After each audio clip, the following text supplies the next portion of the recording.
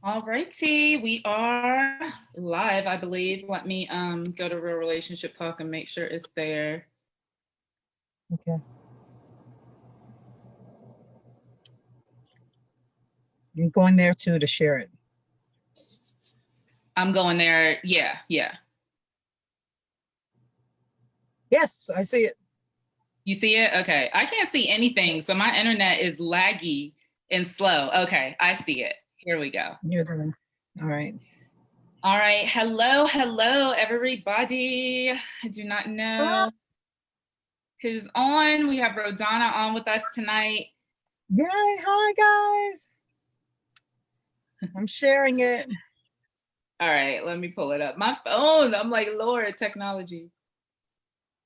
Okay. All right, here we go. All right. Hey guys, so if you are jumping on tonight, you will see that we are live via Zoom. So me and my good girlfriend, Rhodonna Boyd, is on the line with us. And so I just want to give a disclosure that we are live via Zoom. So I have never used Zoom to do a Facebook Live. So just so you guys know, it's literally coming from my computer to Zoom, from Zoom to Facebook. So if we have any technical issues, just bear with me. But thank you guys for jumping on. If you are getting on, just say hello so that I can know that you guys are here.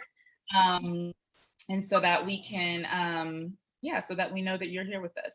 So let me share this to my Facebook right now.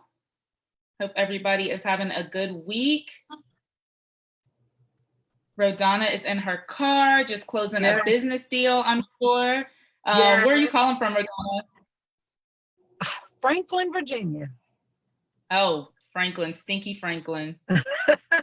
Oh my gosh, the smell on my way there and back. I was like, what in the world? Yeah. I remember I went to Chowan. I don't know if you were close. Well, no, because you go through Franklin to get to Chowan. So I remember when me and Sean were in college, we would have to drive through that stinky place every weekend. It was so hated it. That's too funny, that stinky place. Right. All right. So hey guys, I see y'all jumping on. Hey Harriet, hey Vernisha, Tanya, I see you. Vernisha is ditching Bible study. Praise the Lord. No, I'm kidding. No, I'm glad that you could jump on. I know that you have a very busy night. So hey mom, I see my mom's up here. So yeah, guys, just say hello when you jump on so that we know that you're here. You might see me looking back and forth between the screen and my phone because I have both of them up right now. And just so that you guys know, there is like a little bit of a delay. Like I was saying earlier, there might be like a 10-second delay between Zoom and Facebook. So if you post a comment and I don't respond right away, that's why.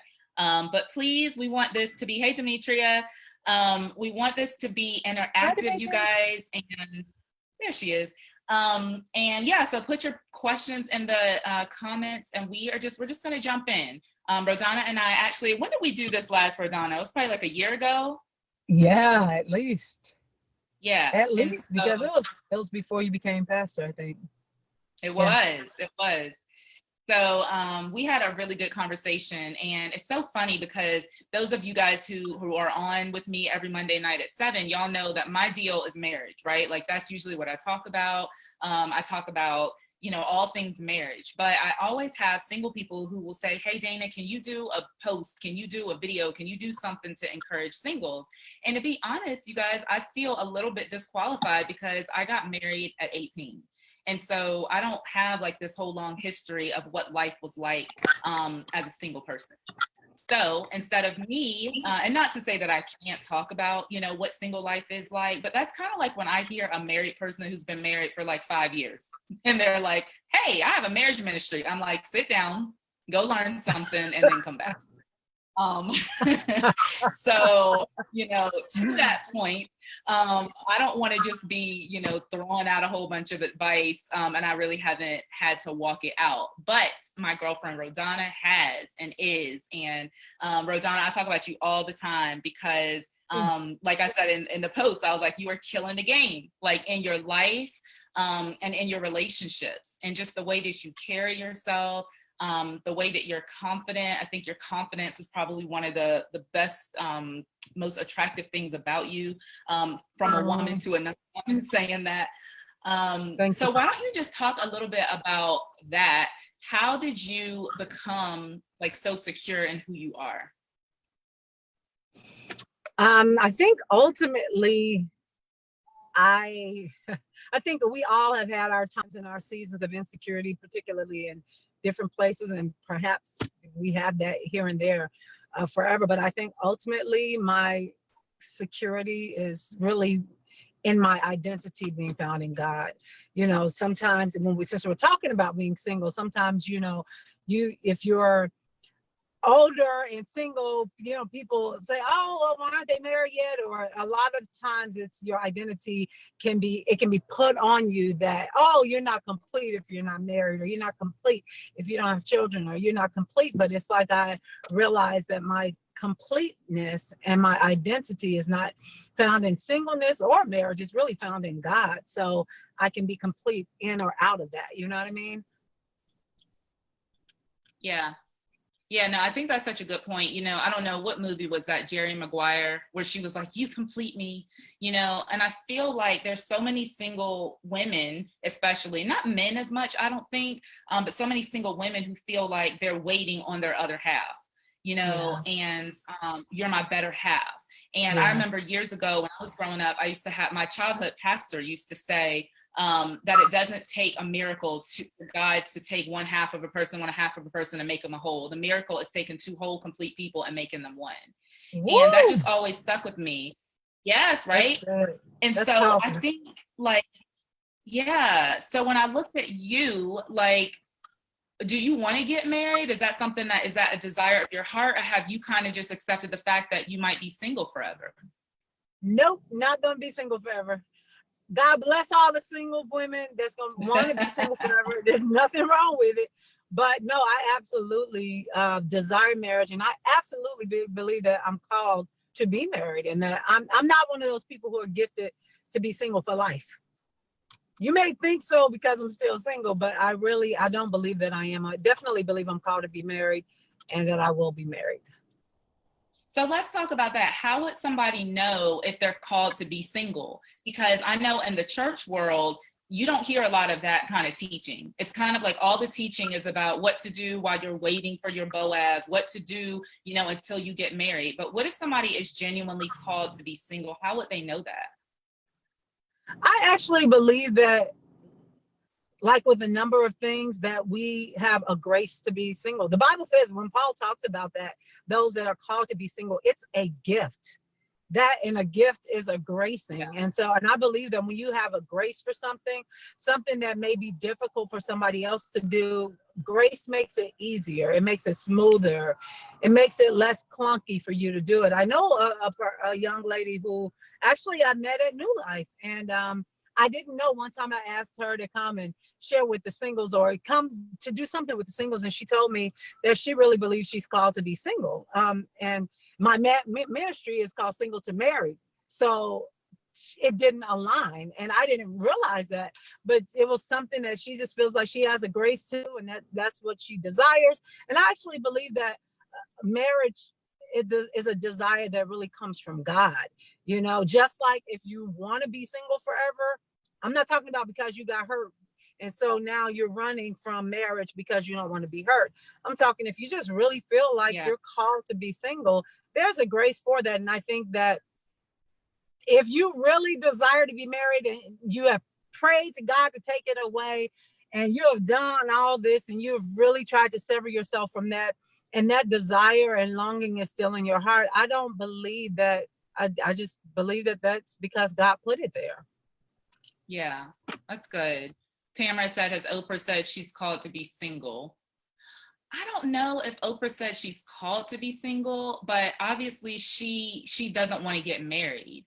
And you know what I find too is like in our generation right now, people are kind of ditching the marriage thing. Like they're like, okay, you know, and not even just people who are unbelievers, but even people sometimes in the church are like, you know, we're not going to quote sleep together. but we're going to be partners. Like that word partner is very like in vogue right now. And we're not really called to do the marriage thing. We still, I still want to have my life over here. He can still have his life over here. But we're still going to call ourselves married. We're still going to call ourselves single, even though we're kind of entering into this partnership. What do you think about that? Yeah. Well, I'm not gonna lie. I don't believe that's what I'm called to. No, I'm just saying that certainly would be an easier proposition to be able to not become one with someone, be able to still basically be single and still just have a lifetime companion. That seems a lot easier than having to be married, having to submit, having to align your life with someone else. But I really believe that marriage is a gift from God. God created marriage, and I think that just like so many other things that God created, and we try to turn it around for our own pleasure in this culture and the time that we're living in, I don't think marriage is any different. And I think God still called for marriage to be marriage and for two to become one. And it's a gift. And I believe it's a mystery even, and it's something that takes God to be able to really do. And so, of course, it's easier to just do it the way our flesh wants to do. Everything's easier. I think it's in Romans chapter 8 that says that the carnal mind is always at enmity against God. It's always going against the things that the Spirit of God has set in place. Our carnal mind, unless it's renewed, we're always going to want to do it our way. It's the way of the flesh. What do you think about that? Yeah. No, I think it's real. Renisha said that so many less people are wanting to get married these days, probably because of how they were raised. And so this kind of brings up our next point. And even like my mom, she said that people want the benefits of marriage without making the full commitment. And I feel like there's so much fear. I feel like there's so many people who have seen their parents get divorced, or maybe their friends, or maybe they're divorced themselves. And so they're like, you know what, I don't want to go through that again, because divorce is hard. I've not been through a divorce, praise the Lord, but I've seen many of my friends who have, and it's tough, it's really hard. And so I had actually wrote on my blog earlier today, I was having a conversation with a group. I'm teaching a class for women who are either married or who want to be married, called Wife Life. And we were having this conversation last week about the family of origin. And so we kind of continued this conversation offline. And so I blogged about it, but I said this thing, just kind of set it out in this class. And I said, imagine you are in your family of origin for at least 18 years, most of us, right? You're kind of marinating in that family for 18 years. So whatever you saw modeled, whether it was good, bad, if you had an abusive childhood, or if your dad maybe didn't respect your mom, or your mom didn't respect your dad, or one person was absentee, whatever it is that you marinated in, that's going to come out of you and your own relationship. Just like if you're marinating a steak, and you could try to wash it off all you want, but if the longer it's been marinating, the longer that is going to be in a person. And so what I find is that people, they get in relationships and they don't realize that they have all this junk that's still a part of them. Sometimes it comes from how they were raised. And then they say, well, marriage doesn't work, And it's not that marriage doesn't work. It's that you can't be broken, two broken people, kind of like I was saying earlier, two broken halves coming together and trying to make something work. It's just not going to be successful. So what do you say to people? Like, I'm not saying that everybody has to have this peachy keen childhood, right? I didn't, lots of people grew up in dysfunctional homes. But when you're trying to come together, and if you're single and you're desiring to be married, what are some things, Rhodonna, that let's just say single ladies, like what are some things that you think they should kind of be on the lookout for when they're dating concerning their person's family? Man, that's a good question. I think that, because it's so true what you said, the thing that's so powerful. I'm still letting that marinate. That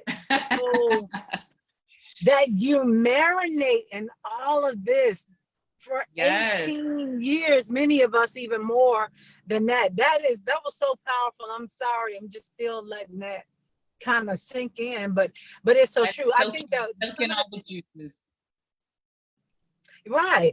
And so, yeah. And so I think, like, gosh, there are a number of things. I think that when we look at family, and I don't it's a hard question for me, because I think that sometimes God can change a person from the inside out, even if they've come, like you said, from brokenness, or they've come from these perspectives. But I do think that we should look at familial values. You know, what are some of the values that they were brought up in? Or, you know, what, even like the whole submission thing with man, woman, what does that look like? What are some of the expectations, you know, in a family that would naturally, because a man or a woman was marinating in this culture of their family for so many years, you know, what does that look like? I think we look at values as far as what family means, priority of that. I think we look at work ethic, you know, as far as even with, well, really today it's not just men, but men and women working, and even just teamwork. Like, do you guys work together as a team? Do you have each other's back, or are you all are you each other's number one enemy? I think things like that are things that I would definitely pay attention to, and I'm sure that's not exhausting. And even just teamwork, like, do you guys work together as a team? Do you have each other's back, or are you all are you each other's number one enemy? I think things like that are things that I would definitely pay attention to, and I'm sure that's not exhausting. And even just teamwork, like, do you guys work together as a team? Do you have each other's back, or are you all? There you go. Can you hear me? Yeah, I can hear you. Okay, it sounded like there was like an echo, like playing. Yeah, there definitely was. Yep, I can hear you now. Okay. Though. Okay. Yeah, but those are some of my thoughts. I think that there are probably a number of things, but those are some of the things that come to mind. What does family look like? Is it a priority? Do you have each other's back? How do you support each other? You know, how do you communicate with each other? Are you embarrassing each other? Are you cursing people out? Are you down talking, calling each other out of your name? I think those things matter, because like you said, if you've been marinating in that and that's what you know, then that is going to come out to you as that's gotta be addressed. I don't say you take your bag and run if the person is willing to talk about these things and work through them. But if they're not, that could be a whole other situation, you know? Absolutely. So Tina said the family of origin can also lead to a personal resolve. Oops. I just lost the comment. She said that, where's it at? Dang, Tina, that was such a good comment. She said the family of origin, it can cause fear, but it can also lead to a positive resolve. And I think, you know, for example, I'll use me, right? So my family of origin, like I said, has, my mom's on the line, so I'm gonna be, but my mom, you know, my mom she's great. She's given me lots of liberty to talk about my childhood, because, you know, it's a part of me. It's a part of how I am, how I grew up, how we were raised. But I can tell you that I grew up in a broken home. And Sean, on the other hand, you know, I said this in the class that I'm teaching. I said, you know, I grew up in a home where there was always conflict. Sean grew up exactly the opposite, where there wasn't really any conflict. So we were both on opposite ends of the spectrum. And where somebody might look at his side and be like, well, that's great, that was healthy. It really wasn't healthy, because he didn't know how to resolve conflict, because he had never seen it resolved in a healthy way. And I saw conflict all the time, but that also wasn't resolved in a healthy way. So for example, that we both kind of came from these family of origins where it necessarily wasn't, I'm not saying that his wasn't great, but we were able to learn our own way, you know, kind of what worked for us. But it was a lot of trial and error. And it was a lot of things that, you know, we had to really just a lot of drama, to be honest with you, that we had to go through, because neither one of us really knew how to resolve conflict well. Cherie said that the family of origin will tell you what your partner is fighting for or against. And she was also talking about those values. And I think that that's something that, you know, single people can kind of minimize a little bit. Like, what is, and I even wrote this on the blog, like, what were some of the traditions that you grew up in? What were some of the things that you thought were important? So for example, if you grew up in a family where y'all like would totally like bonkers for birthdays, and you know, birthdays were a huge deal, and then you marry somebody and they're like, it just wasn't a big deal. Well, think of how much that could be a problem, right? Not even just in a marriage, but even in just a dating relationship. That's true. Yeah, because, and so I think sometimes people don't think of like, what, like asking the question when you're dating, like, what were some really important values in your family? What's really important to you now? What are some things that you saw that you didn't like about the way that your dad treated your mom, or your mom treated your dad, and kind of learning like about this person. Sometimes we just get so infatuated as single people, right? Get so infatuated with the relationship that people fail to ask kind of some of these really important questions. So Rhodonna, what are some of the questions that you would say, like, hands down, if you're single, these are some of the questions that you need to be asking the person that you're dating? I think you just gave me a new one, actually, in the way that you worded that. One of the things that we did that our mom was just very intentional about, and it's so crazy because it would be so much harder in the world we live in today, was us sitting down eating together. Undivided attention, everybody. We sit down at the table every day when we're doing breakfast or when we're doing dinner. When there's a meal, there's not two of this 8 of us. There were 6 kids and my 2 parents. So there weren't 4 people ever sitting at the table if 8 people were in the house. It's like that was something that but it brought such a groundedness, you know, and a centeredness around that family that right now, I remember I was dating a guy, and you know, he would want to get the little tabletops if we're eating or whatever and go sit. And it, after a while, it was just kind of like, no, let's just sit at the table and eat and talk. Let's not watch TV and let the television entertain us. Let's bond, you know, during this time. So that's something that actually is something that may not sound like a big deal to many, but that actually matters. That's something that actually matters to me. And I think, no, what were you gonna say?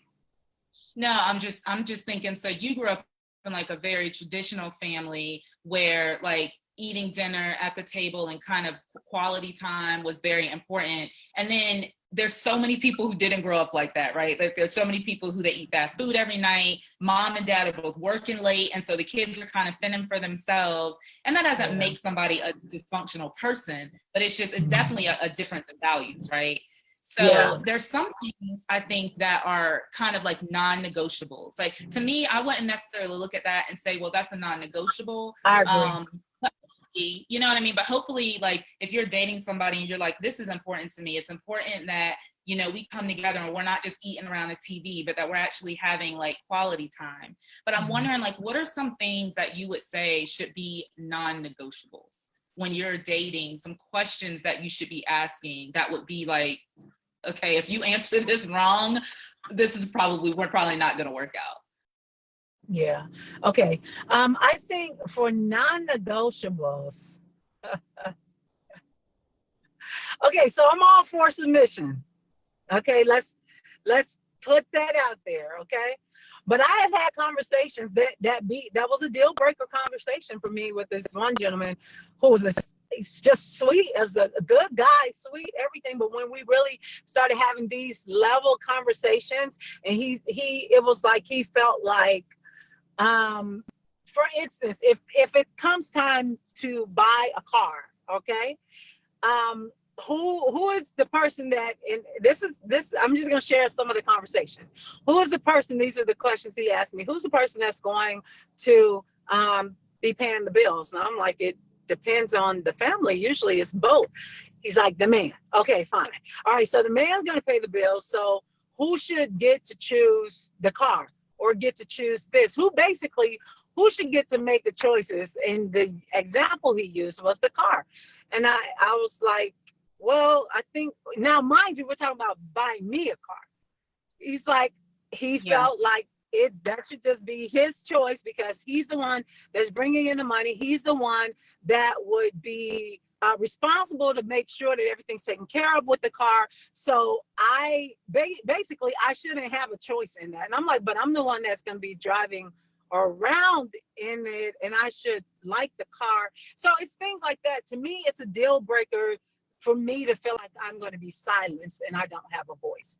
That's a deal breaker. I believe in submission, but I think that there's a difference between, to me, that sounds more controlling than submissive. Yeah.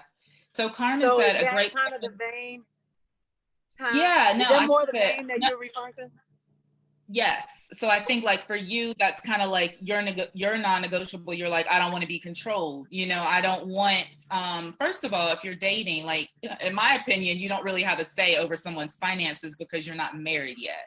Right. And so that would be, you know, a non-negotiable. Carmen said a great question to ask is what are some things that make you irate, because you want to know what triggers the person.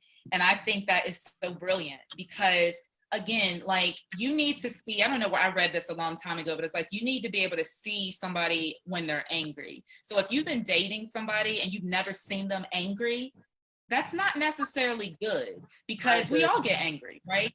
Yeah. So if someone's not showing you that side, it's not that they're not an angry person, it's that they know how to front. And so the way that they respond when they're angry tells you a lot about the person. I agree. And not just if they're volatile, right? Because obviously we know that being volatile and being violent is like a deal breaker, but you can also have somebody who just completely shuts down and shuts you out, who gives you silent treatments for days on end. Like when I hear, and I have a good amount of single girlfriends, and I'll hear some of my girls saying, you know, their boyfriend haven't talked to them in days. And I'm like, what are we doing? You know what I mean? Like, why are you in that? Because I think, you know, when you get married, people let everything out, right? So if you're getting a foretaste when you're dating, it's going to be 10 times worse that when you're married and when you're up in, you know, up in somebody's face every single day, day in and day out. So you have to look at both sides. Like, what is it that triggers somebody?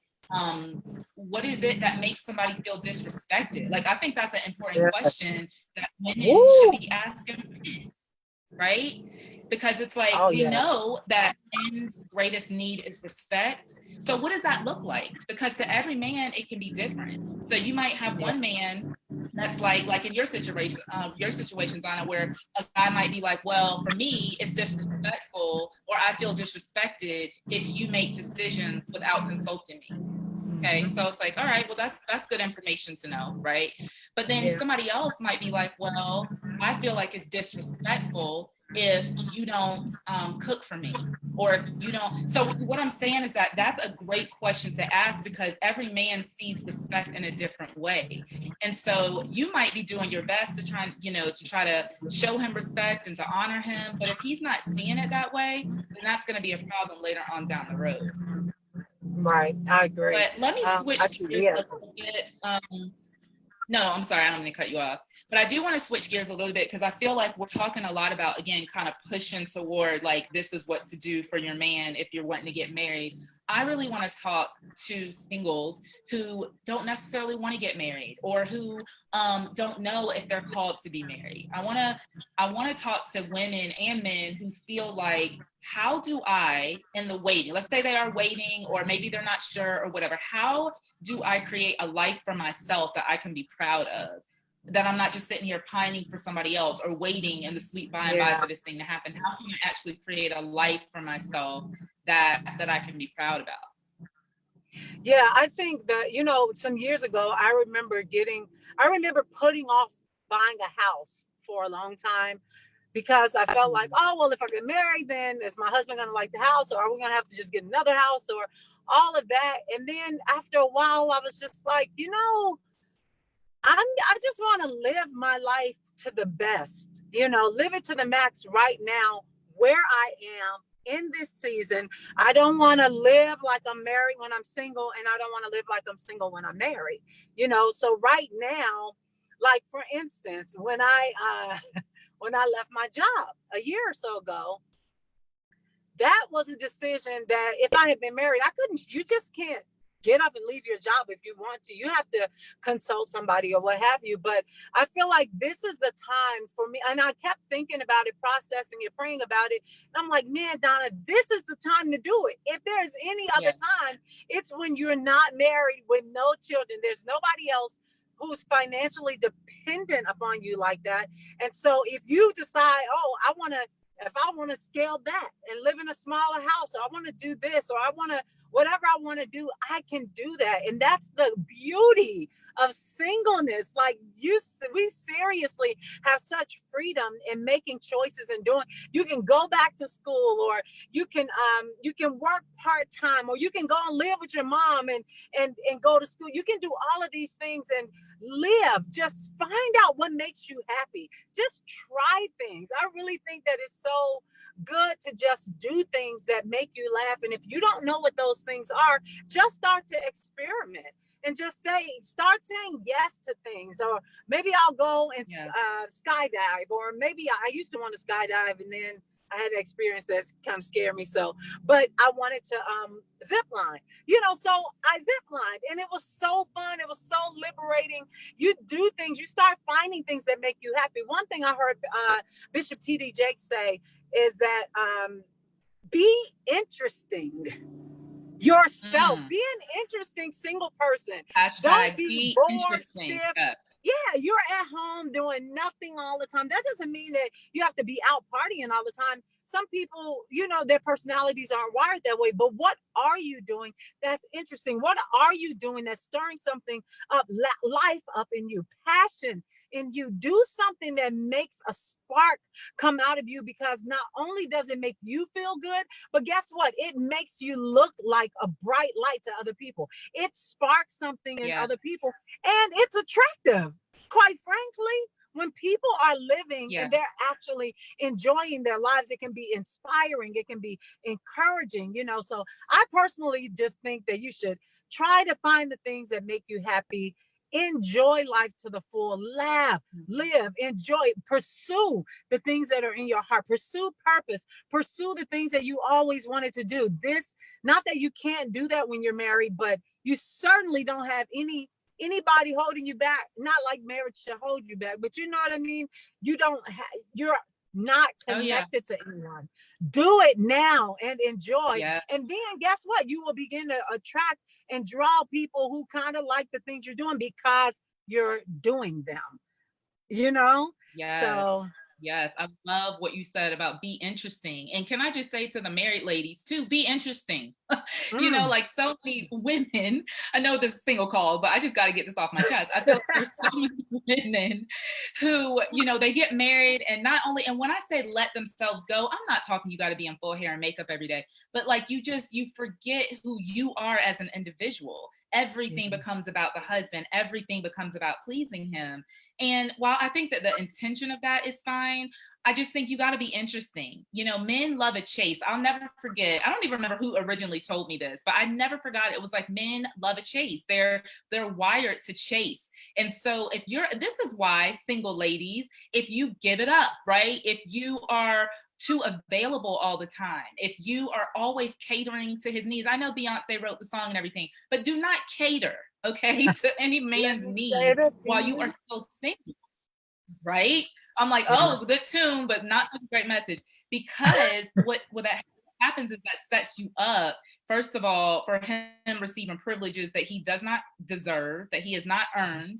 And then also you start being someone that he can't chase anymore. So you start to be boring. And that's when you have a lot of men who then start cheating, because exactly, Michelle, she just said men are hunters. Steve Harvey. Okay. I don't know if I heard it from Steve Harvey, but it is true, right? I've heard it over and over. It's true. And so when women start to be so catering to everything that their boyfriends want, it can be a little, my cousin actually told me that before. This girl was like catering to him all the time and stuff like that. And he was like, it was boring to him. So I'm not saying play hard to get, but I love what you said, Ro, about being interesting and finding things, because I'm going to tell you, as a married woman with children, you just do not have the kind of time to always devote toward your dreams or your interests, or I'm going to try this or I'm going to try that. So I think while you're single, enjoy it. Find out Yeah. about who you are. Take full advantage of that. Mm-hmm. Enjoy No it. catering Yeah. saints. So funny. What she say? No catering saints. Um, Gina said that we should always be in pursuit of each other. And I agree, Gina, for sure. I think that, you know, as a married woman, so I could say, and Sean's, you know, he's probably on, but I'll speak for him. I think, you know, you have to not reinvent yourself, because I think that that can be a little, I understand the thought behind it, but it can be a little outlandish. So what I'm saying is that you have to continue to, you know, care for yourself as a human being, right? Do the things that you love, read, you know, learn something new, pursue your Yeah. hobbies, Yeah. have friends. Oh my goodness, like this blows my mind when we get in these relationships and then people let their friends go. A lot of single girls do this too. You know, they'll let their friends go because they're all wrapped up in this guy. And I'm like, keep your girlfriends, because we all have blind spots. And when you're so, you know, in love, you're not going to be able to see clearly a lot of times, but your girlfriends can see because they're Yeah. not in love with the dude. And Right. so I think it's dangerous. And I would say one of the red flags is if you're in a relationship. Obviously, we think about like the big stuff, right? Like, oh, he's beating you or he's, you know, doing something crazy. But I think some of these little red flags are if he's jealous of your friends or if he's always talking negative about your friends. That's kind of a red flag to me, at least. So, Yeah. Rhodonna, what are some red flags that you have seen in relationships, maybe your own or somebody else's? What are some red flags that you can kind of warn other singles not to fall into? Gosh, I could probably say a number of things on that one. I think that especially as you get older, a strong level of selfishness can be hard to battle. It can be an uphill battle. Because the older you get and the more you're so accustomed to doing things a certain way, you have to want to be different. You have to want to change. You have to want to be inclusive of others. And when a person is not, then you've got some serious pain on the road ahead, because the consideration for you is just not there. So I think selfishness, like I think all of us have a level of selfishness, but I'm talking about like off the chart, like seriously, like you seriously do not think outside of yourself. And when I bring it to your attention, you brush it off and act like it doesn't matter. So I think that the way you handle things that I communicate to you that bothers me, hold on, I think, let me hook my phone up. The things that I communicate to you that bothers me, I think it says a lot about a person, the way that they respond to you. It also says a lot about how they feel about you and how you can expect them to treat you later. You said it earlier. You said that things become 10 times as pronounced once you're married and you're living with a person. So those same things, if I started paying attention, like when I was meeting, when I meet guys or date guys, I started paying attention to what inside I felt like, I do not like the way that feels. And you can either communicate it and it matters, or you can communicate it and it doesn't matter. And when it doesn't matter and you're not okay with that, do not keep going on like it's not there, because like you said, it's just going to be more pronounced. So I think that the level of the way that they respond to you when things bother you, that I think that's huge. The way they shut down, like I've had different types of situations where if I bring up something, a guy just goes ballistic, and I'm like, okay. And after a while, if you deal with that, it can make you feel like it can silence you, and I won't be silenced. Yeah. I'm not saying that I won't submit and I won't communicate. I will not be silenced. No, because I realize that what you said, if I get married to you and I can never express what I feel without you kind of blowing up, that's a problem. And I don't want to live like that. And I don't respond to you like that. So that is a non-negotiable. So yeah, so that those are those are some of the things I think. Responsiveness, communication is such a big thing. I think also money can be such a big deal. Like, I don't want to be in a situation where, oh, and I think we talked about this before, where if he doesn't make as much money, or if he's this or that, then I can't deal with that. Because I feel like if two people are working towards something and it's really about their drive and what they're doing, their plan, and that they're doing. But I think Yeah, too, I don't think. No, I just want to piggyback off of that, because I know that, you know, we're in like the boss babe culture, right? And like women technically don't need men. You know, this is not 1960s where the woman is staying home and she's cooking and cleaning, and she needs the man. But I do find that sometimes there's this unhealthy or this unbalanced, this imbalance of, you know, conversation when it comes to money. So it's like, well, he has to make at least this much money. And I think what people need to be looking at is not necessarily how much money somebody makes, but what their work ethic is like, right? Exactly. Because he can have a job and mess around all day at work, but he just happens to get paid a lot. Or you can have a guy out here who's working hard, who takes value in work, because if he values his work, he's going to value you. And so looking at some of those things that are not directly tied to you, like I think sometimes single ladies especially, they'll be like, well, he treats me good, he buys me flowers, he does all these externals, but like you miss like his character. But he calls out sick all the time to work, or he's in between jobs a lot. You know. That's so good, because I think that's so good what you just said, to take it out of the dollar amount and look at the work ethic, to take it out of the gifts and look at the integrity, because integrity is going to show up over time when if they can do a whole bunch of little white lies, guess what? You can do a whole bunch of big lies too. Like the Ray Charles show. Ray Charles used to say in this movie, he said, my mom used to always say, scratch a lie, find a thief. It's kind of like you do one thing that seems like really small, but then because your integrity is kind of shaky, it'll not be so hard when it gets to the bigger things. It's the same principles as your if you're faithful over a few, ruler over many. If you're doing well with a little, you'll do well with a lot. If you're doing bad with a little, you'll do bad with a lot. You know what I mean? I think that was good what you just said. So Taka said, so Taka said communication is so important, and then not having a teachable spirit. That is, oh my God, that's so good. You know, like that's what I was saying as far as the job, right? So he might have a job where he's making a lot of money, but the way that he talks about his boss, like nobody can tell him anything. His ideas are always the best ideas. So that character stuff, like when I listen to people talk, I listen to what they're saying, but I also listen to what they're not saying. So you have to be discerning, ladies. You have to be, you have to listen, right? Listen not only with your ears, but listen with your heart, and listen to what they're not saying. Listen to what they're communicating, even if they're not saying that. And so I think that sometimes we don't trust ourselves. Like women in general are very intuitive. And I think that sometimes we don't trust ourselves enough. Like God has given you discernment for a reason. And so don't shut it off.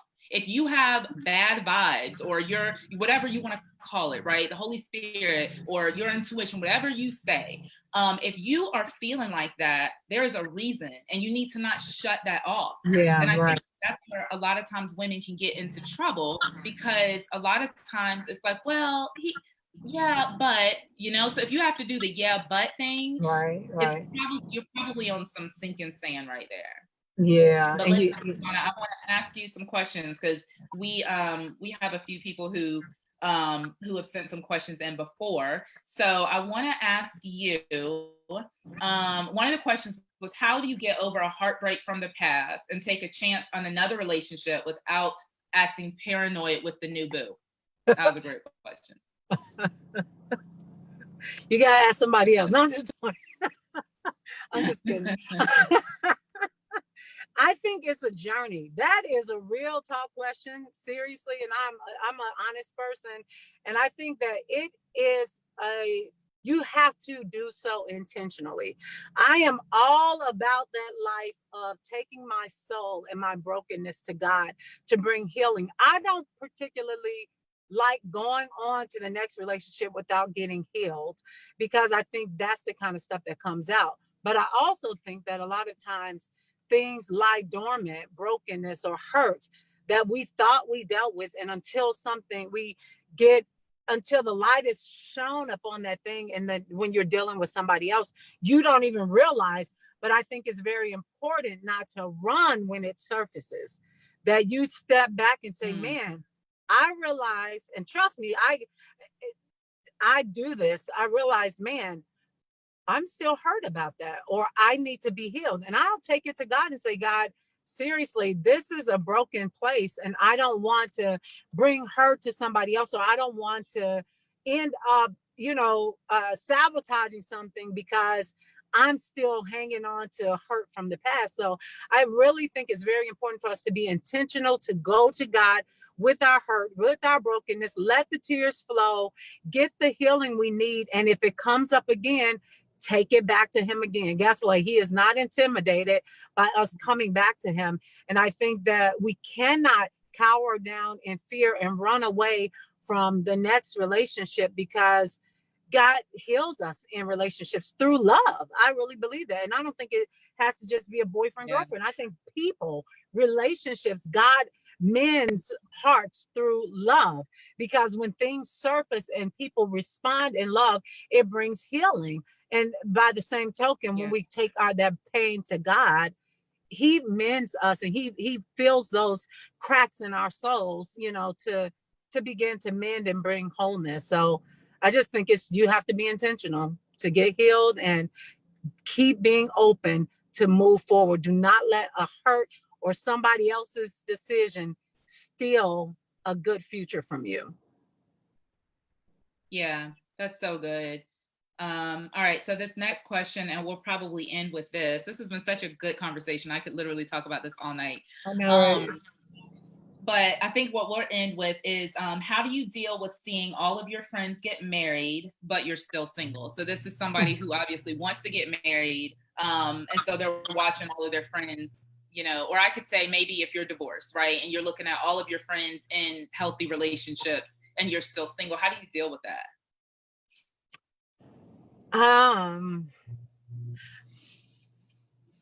That's a good question. How do I deal with it? I don't know. I think you just keep living, because I think when we love people genuinely, you're genuinely happy for them. Me personally, what I do when I see that kind of thing constantly coming up, if I feel a certain way, I go to God. I'm like, God, look, I love them. I'm happy for them. I don't want to feel any kind of way in myself because of this. So again, will you heal my heart?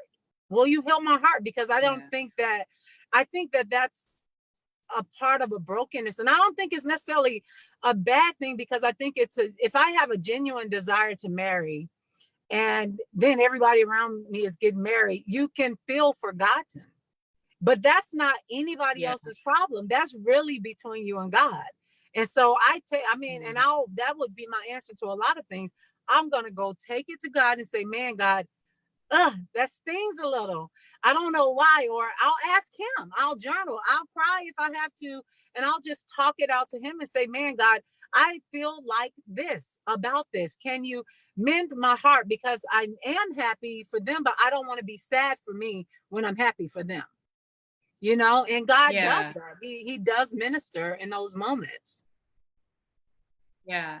And I think what you said, just about being honest, and I think this is a question that doesn't necessarily just stop with being single, but this can be for anything. This can be if you have a dream in your heart, right? And you're seeing your friends pursue their dream, right? Yeah. And so I was in a conversation with a girlfriend once, and I told her, I said, I'm such a champion of women who are killing it. Like, that's why I'm always on your Facebook, like, killing it, Rhodonna, you're just killing it, right? Because I love it. Like, there's something inside of me that comes alive when I see other women win. And just real talk, I also get jealous sometimes. And so what I have to do in those moments is to say, okay, God, that is not my lane. You know what I mean? That person is, you know, they're prospering or they're succeeding in something, and that does not take it away from me. And I think when we have this scarcity mentality, really, Brene Brown talks about this scarcity mentality, that we think that there's only enough of the pie for, you know, a few of us. But then when we realize that, like, there is no limit to what God is able to give his children. And so just because somebody else has found a husband, or just because somebody else is pursuing a dream, doesn't mean that that has anything to do with me. That doesn't mean, oh my God, you know, 5 of my friends got married, I'm never going to. Exactly. You know? And so it's like just putting it in perspective that just because somebody else is being blessed, what helps me to overcome those jealous feelings is when I champion them, when I support them, when I'm like, girl, you are killing it, you are doing it. And you know, that first of all, it humbles me, you know, because it lets me know it's not all about me and my stuff and what I want. I can actually be genuinely happy for somebody else. And then being honest with myself and saying, but God, don't forget about me over here. Like, you know, and there's nothing wrong with that. I really want that. And you know what? One thing that I talk, and I would really want to encourage the singles on this. One thing, a friend of mine and I, we talk, and sometimes it's funny. The enemy is so cunning because he would love to take these moments, like you said, and create this deceptive picture that just because they're doing well means there's not enough room for me to do well. Just because all of them have gotten married and I'm still over here, I must be forgotten. And it's such a lie. And the two things came to me when you were talking, I'll be quick, is love conquers. And when you say you champion them and you celebrate them, it's kind of like that love exercise, even in faith sometimes, because sometimes you're not in faith that you don't love them, you really are happy for them, but in faith, in you overcoming where your emotions are at that moment. It's like to operate in love conquers. Love conquers, and love will take, like, while you're celebrating them, like you said, you can be ministered to in that moment because you're rejoicing for those that rejoice. And I think that when it comes to marriage, a lot of times too, and this is true with dreams too, and a lot of stuff on Facebook, which I plan to do a Facebook Live soon about in this vein, where we get so caught up in looking at other people, and sometimes what we see is not even the full picture. And so some people can be going straight up, going through, and I'm over here like, well, they got married and I didn't, and they're like, I just wish I was single again. They're like, I don't want to be married no more, I changed my mind. And so it's like, it's such a deception of the enemy to try to bring us down. And not that that's everybody's story, God forbid, but it's just about perspective, like you said. And I just think that when we're mindful to ground ourselves and say, you know what, God, I don't really know what's going on. And even if everybody is completely happy or everybody is miserable, you still have goodness for me. You know the plans you have for me, and they are plans to prosper me and give me an expected end. Goodness and mercy will follow me, you know? So I'm not going to preach, but. Don't preach, but yes, amen. No, but you know, it's so true. And I'll just, you know, as we close, I just want to say, truly, it sounds so cliche, but literally the grass is not greener on the other side. You know, there are so many single women, men, whoever, who want to be married so bad. And then there's so many married people who are like, I wish I could be single again. And so, you know, like, this is where Paul says, I've learned whatever state I'm in to be content. So if you're single right now, if you are waiting, maybe you really desire to get married, you know, keep waiting. Like, God, I was reading in the word today, Psalm 37:4, delight yourself in the Lord and he will give you the desires of your heart. And I believe that God is a good father. I believe that he knows the desires of your heart. I believe that he loves you and he sees what you want. It's not like, oh, I'm going to, you know, dangle something in front of you and keep snatching it back. But for whatever reason that God has not released that person to you yet, while you're waiting, be content. Like we were talking about earlier, go, you know, get a good group of girlfriends or guy friends if you're a guy, you know, get some good people around you. Get some good friends of the opposite gender, you know, and just enjoy life. because when you get married, it's a whole nother conversation. You know, I love being married. Marriage is great. I champion marriage, obviously, but it's work, you know, and it's not just about you anymore. Now you're having to, you know, blend in with this other person and their needs and their desires and their issues and all of that stuff. And so while you're single, just enjoy it, you know, be free. This Facebook Live was called Single and Free. And that's what I want single people to know, is that you're not forgotten, you know, you're not some second-rate citizen. You're free. And so live free and be content. So Rhodonna, can you tell everybody, where can they find you? Where can they find you online? What are you working on right now? What are your social handles? All that good stuff. My social handle is my name, Rhodonna Boyd. That's on Facebook, Twitter, YouTube, Instagram, everything. It's Rhodonna Boyd. And you can find my website is Rhodonna.com, just my first name. You can find any information as far as the links for my social media sites, books, t-shirts. If you want to send me a message, anything, everything's right there on my site, Rhodonna.com. Yay. Well, thank you so much, Rhodonna. Thank you, everybody who joined us live. You guys had some great questions. I couldn't respond to all the comments. Look at your Michelle. Michelle needs to be your PR person. I'm telling you. And she's gonna work for you part-time, and then I want her to work for me part-time. You're hired, Michelle. She's like, I'm not working for neither one of y'all. But anyway, thank you, you know, all of you who, whether you're watching live or whether you're watching the replay, I appreciate you guys. For those of you who are married, I do these Facebook Lives every Monday night at 7 p.m. And for those of you who are single, please continue to post your questions. I'm going to go back after we get off live and go back and try to respond to some of those. And Rhodonna, I appreciate you, friend. Thank you so much for what you shared tonight. I love you and I appreciate you. Love you too. Thank you. It was fun. All right. Okay. Good night, everybody. Bye, guys.